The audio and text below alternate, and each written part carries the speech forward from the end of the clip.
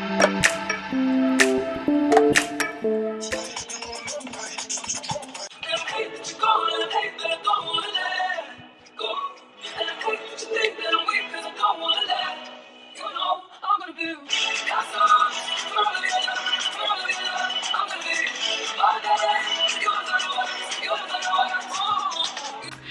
guys, what is up? It is Millie. How are you today? I am good. How are you? That sounded really forced. Anyway guys, I hope you guys are doing wonderful. I hope you guys are having a great day, whatever day it is for you. But today we're coming with another Talk Tuesday. I am getting back my Talk Tuesday again. It's been a hot minute just because I had a lot of things going on with my family moving and work stuff and everything like that. So, but now I have free time, so we're gonna get to YouTube. Anyway guys, so today's Talk Tuesday is going to be about kind of failure and learning how to deal with that in a positive way. And I think this is a really difficult thing for a lot of people to do properly, because failing and not getting something that you want to get is a really hurtful thing for your body and for your mind and everything.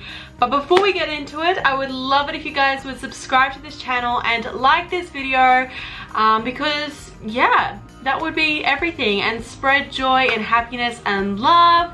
No, that is not me being cheesy but yeah, just because, you know, it's happy times guys. There is a choice whether or not to be happy in your life, and I'm choosing to be happy, so let's just be cheesy happy. Just kidding. Anyway guys, let's talk about failure. Failure is one thing that us humans do not like to witness.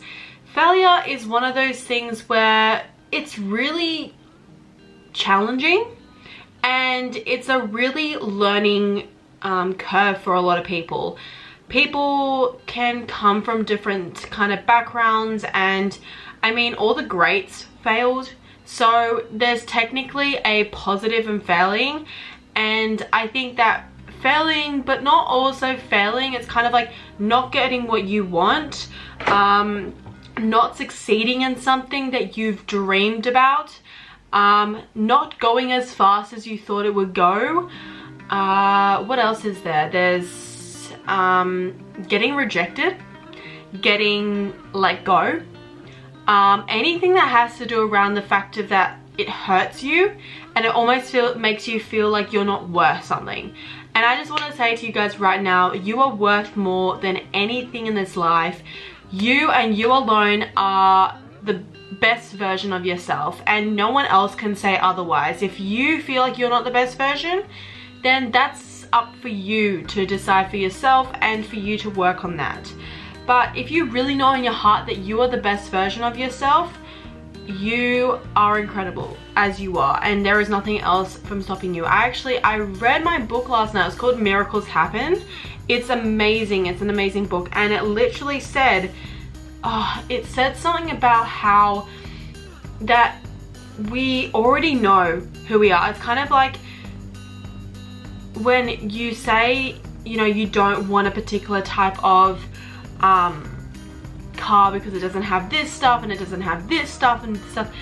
That car doesn't have any, it doesn't really it's not offended, because it already knows in itself that it's its best self. So if we, you know, get criticized and we get let go or something like that, and we get let down by a failure or something, just know that you are at your best self if you tried your hardest, and if this is something that you really want. It's just a stepping stone. We don't always get what we want. Life isn't that way. It's actually more complicated than that. And so I just want to quickly delve onto the topic of failing. Failure for me has always been a big struggle. I grew up with kind of being on the failing side because I had ADD as a kid, and that was really kind of challenging, but not challenging in itself, because I didn't realize what I could have become until I was in year 9. I actually was failing a lot, and not really, like, I wasn't failing a lot, but I was failing and I wasn't doing as well, and I didn't understand that I could have gotten better. And my parents gave me that opportunity to get me better and to help me more than anything I've ever known. They did so much work in getting me to a better place, and then I started to get better. And I think that kind of rewired my brain, sort of, that it made me not want to fail. So throughout school, and school is a big thing for me, so schooling is something that I don't like failing in. I really don't like failing because I'm scared of failing in school, sorry. More so because it just frightens me that I just will let down myself, and it's more myself than anyone else that will be let down if I failed in school, because I know that I can do it. So if I fail, it's almost on me and it's my fault. So I mean last year when I wasn't trying that hard, and I can tell you right now, I wasn't trying hard at all last semester, and that was on me. But I think that, like, I didn't fail, but I didn't get the best marks, but I still did. So it kind of, I don't know. Sometimes failing really teaches you about stuff. And I mean, even last semester, it really taught me that it's scary to not know what you can get. And it's scary to be left in the open thinking, oh my God, I could actually fail this subject. And I think that we all need to fail once in our lives, or a few times in our lives actually, to actually know and learn from it, because failing is a learning challenge. It's something that some people just leave and they get defeated by it, but there's others who learn from it and they grow from it, and that is what we want to do. We don't want to fail, and we don't want to be like down in the dumps about it and feel like there's nothing else in the world that you can do, because there is. And you know what? Everyone fails, and everyone should fail, and every single person who has succeeded in life has almost failed multiple times in life, hasn't got anything that they wanted to get until they've gotten it, and they've been like, it wasn't an easy path. Like, there was a lot of times where I just wanted to give up, but I kept going.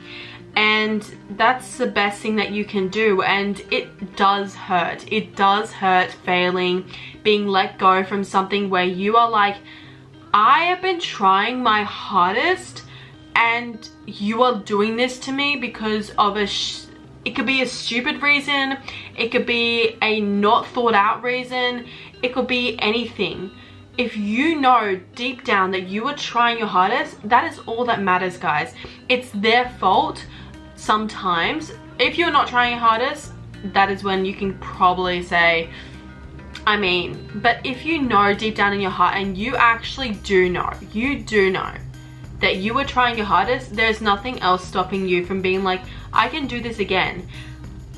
Maybe it didn't work out here. Maybe that was a sign. Again, everything happens for a reason. I do believe that. The universe works in its weird ways. Sometimes it gives us stuff. Sometimes we're like, why the hell did that happen? But sometimes it's because something better is going to come along. Something more better in your path is going to come along. And I try to believe that, because, if I didn't, then what would happen then? I would probably go more south than ever. And south is not where I want to go. I want to go up north. But yeah, it's just a really challenging thing, and there's a few things that we can do to kind of cope well with kind of aspects of failing and not getting what you want, and those are self-love tips. And I feel like everyone looks upon self-love as something very hippie-ish, very kind of zen-like. You see all those like yoga gurus and everything like that who do a lot of meditation and stuff like that, but it's honestly one of the best things for you guys. I know it's very critical, especially around the 20-year-old's age. People want to just go out partying, people just want to do, and I'm fine with that life, honest to God. I'm not the biggest partier, but I can party. So I have no negatives against going out and getting drunk and everything like that. I'm 20 years old, that's what I should be doing, and that's what I do still. But there's also time for myself, and also time for me to, there's two parts of me. There's parts of me with some friends who like to go out and party, but I actually like just hanging out with friends, going for dinner, having a drinks. You know, partying is really fun and clubbing is really fun, but it gets really tiring. To be honest, I don't think I could do it every weekend. I don't know how people can. But yeah, and you know, learning about all this stuff is really interesting. So let's just get on to self-care tips of how you can deal with failing.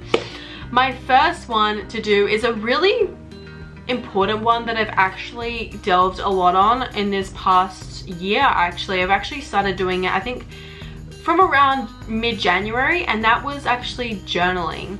I journal almost actually every night because it lets me kind of splurge onto everything that is just keeping me up at night or just worrying me or just, you know, consuming my brain. And I feel like I've let go so much more because of journaling and letting myself kind of flush everything out, leave it on the page, and then just go to sleep and have a good night's sleep, because you have so much in your brain and you need to flush it out, and you don't know how much is bottling up in there. And I feel like that has just helped so much more with my mental state and the way that I am every day. I just feel like I can just vent about it, just slap it on the book, and just also not talk to people about it sometimes, because sometimes people just don't want to hear you complain. So a book is not going to say anything about it. A book is just going to be there for you to vent, for you to cry, for you to just be angry about, and it won't say anything. Nothing will judge you. No one will get annoyed by you by complaining. It is okay to complain on a book, because sometimes you need to complain. Sometimes you need to be angry. Sometimes you need to be sad, but a journaling is the best way for it, because it lets all those feelings out and then it's done. So definitely, if you want to start journaling, I know I was really skeptical about journaling because I tried it a few times and I never got really into it, but I think that's also you kind of motivating yourself to actually do it. The next thing is also having good books to read, and I feel like you need to kind of find your genre of books. I don't really like fiction books. I just some reason can't sit well with fiction. I love mental helping books. I really like learning about something that I can actually learn from and I can actually grasp onto, and I can actually help myself in that way. So I've been reading The Art of Wellbeing. This is amazing, by Meredith Gasson. I actually mentioned this in my other video. That has been an incredible read. It's just taught me so much about how to heal myself, how to just connect with nature a lot more, how to meditate actually properly. And I've been doing that. And also I'm reading this Miracles Happen book, and it's basically about past life regressions and people's past lives and what they've learned from them and the connections that we have as people. And that's been a really, really great read as well. And I do that at night because I like to kind of think of it as my night. It kind of talks about these stories where you kind of have to be rested and to be a more relaxed state. So books have been a really big thing that I've been enjoying, especially being offline and trying to stay offline as much as I can during the day. It is really hard when I don't have university, because obviously there's so much that we can do. The next thing I've been doing is actually been something that I've been enjoying getting back to in the mornings. I'm actually going to do some of this today again, because I only could do it a little bit in the morning, and that is coloring. I can't draw for anything. I actually don't enjoy drawing. I actually more enjoy coloring, and I've kept this book since like 2016, but it's just such a great book to kind of color in. I mean, I did this one. This one took me probably about a week and a half, and honest to God, I've been really enjoying just taking my mind off the internet and taking my mind off social media and doing things that make me feel better as a person. And I think that drawing and writing or whatever makes you feel content and makes you feel amazing, do a puzzle, do a game, whatever you guys feel like. Honest to God, it's just helping yourself feel better. And I feel like all these things have just made me feel so much better, and just taken me out of the fixations of, you know, fixating on the failure, fixating on that anger that you have from that, it kind of just lets it all go, and it just lets you instead of, I think that when you're on social media and if you're like constantly like getting stimulated by, you know, watching TV and watching videos and stuff like that, you're always going to be completely like in your brain and like always thinking about it. And that's like, especially at nighttime, like I could not sleep, you know, sometimes if I was just on my computer. But yeah, the next thing I want to talk about is walking and spending some time in nature. I have never been so in love with nature as I have been in the past 6 months. I respect Mother Earth so much, and I am so sorry, Mother Earth, so badly for our actions that we have made on you. I honestly can say, like, for some reason I just have this really weird kind of mentality when it comes to Earth and what its reactions are with what we do to it. And I mean, all the consequences that we have been given and what it's done to us, I think it's a reaction of saying, you know, you've hurt me so much, so what else am I supposed to give to you except, you know, natural disasters? And, you know, you can think of it in your own way. It's obviously a really unfortunate case for a lot of people, especially with the fires that were happening in New South Wales and around Melbourne and everything. And I'm so sorry for that. And, you know, so many people lost their homes, so many people, you know, were just in such a horrible situation, and I would never wish that upon any single person, because again, we are all connected. And I mean, it's hard to see people in pain, it's hard to see people who are struggling, and I would never ever wish that on anyone. But I mean, what we've done to this earth has been horrendous. I mean, looking at all the things that we have, you know, used on it, and the animals and its natural habitat. I mean, we came here because we were either, whatever you think, I respect all beliefs, but from me, we were evolved from, you know, natural beings, and we were brought here for a specific reason. That reason was not to ruin and not to hurt this place that we were given, this Garden of Eden that we were supposed to thrive in and supposed to connect to, but we do not connect to it at all. And that's why nature is such an important thing, because we are natural beings. We connect best to nature, and that's when our mental state is the best. And that's why I think that mental illness has become such a massive thing, and more people are hurting themselves, more people are getting depressed and having anxiety, and because they're not connected to nature, because we live in these vast urban cities and these urban places where we go. And it's funny because when I went down to Africa, everyone was so calm, and it's almost like they were so simplistic. And I actually asked a lot of them, I was like, oh, so are you guys like really happy? And they're like, yeah, we love our lives. Like, we have only a few things to think about. Yes, it's kind of stressful sometimes, but they are so connected to nature because they have nature all around us. And I know it's hard because we're in an urban population, we're like rarely developed and everything, but there's nothing wrong with going and spending some time laying in the grass, going and sitting on the beach, going and just spending time meditating, listening to the waves, spending some time with some vitamin D outside, and getting to know yourself around nature, and getting to surround yourself with the beauty of walking barefoot places. I cannot tell you, but it's so thrilling and so like just rejuvenating to just spend your time there, and there is nothing wrong with it whatsoever. And I think that more people should do it. You should be doing it every single day. And the thing is, when I actually read this quote, this is such a common quote, but this says that, you know, you should meditate at least 1 hour a day, but if you're too busy, you should meditate 2 hours a day. Which is so true, because we are so stressed and we are so busy. We want to keep so busy in this life that we don't want to feel relaxed. We don't want to feel bored. So when we do relax, it's kind of like a really nice way, but we don't really want to feel that yet, because I feel like people are scared to feel relaxed. So I feel like everyone should just take that time every day and spend that time in nature. You can do it. You actually can. You know, instead of going to the pub at night, maybe go and have a few drinks in a garden, or go and have a few drinks down, or go and have a coffee or something with someone like down on the grass. Like, there are so many little ways that you could connect to nature a lot more, and it's just so helpful for your mental clarity and your mental brain and everything.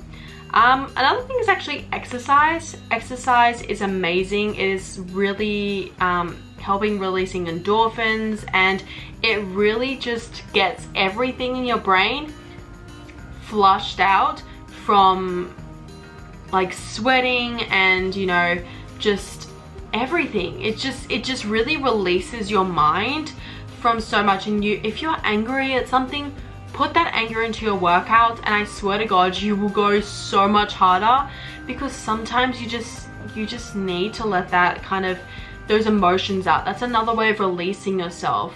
And also kind of letting your emotions out. If you're sad, cry. Your tears are a way of letting all those mental toxins getting out, those emotional toxins that you feel out of your body. Because the more that you let your emotions out, it's a way of actually releasing that kind of, that stress and that toxicity that is surrounding your body. And we don't want that toxicity surrounding our body. So, you know, letting it all out is a really good way of actually helping yourself. So that's a few of my kind of tips about self-love. I wish I could go on, but it's gone 21 minutes right now, so I'm gonna have to shut it off.